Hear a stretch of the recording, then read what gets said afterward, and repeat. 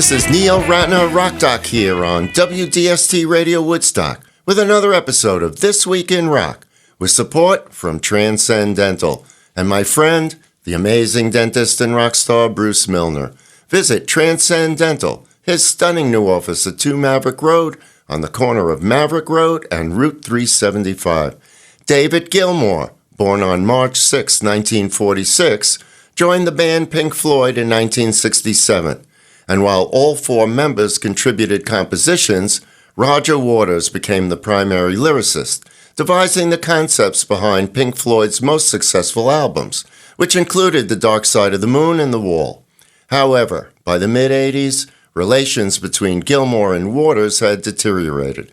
And as David related, change was definitely in the air. We all knew that Roger was going to go. He wasn't happy. We weren't happy. I always knew we wanted to carry on. Nick seemed keen. I bumped into Rick in Greece on holiday that summer and talked to him about the possibility of carrying on. He was also very keen. Initially, we met up on the boat in '86. Bob Ezra and I got in because he had done The Wall with us back in '79. Had worked on some solo albums with me. I learnt a lot from Bob, and he's a valuable person to have on board. We started working on pieces of music that I had been writing, and come about Christmas time, we had some good shape to it. We knew it was going well.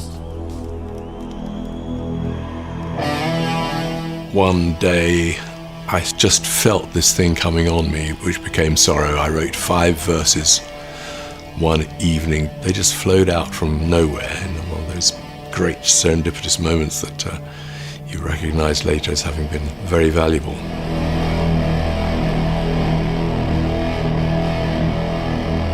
I wrote the words first, I wrote the music afterwards, and I went in and demoed it all on the boat.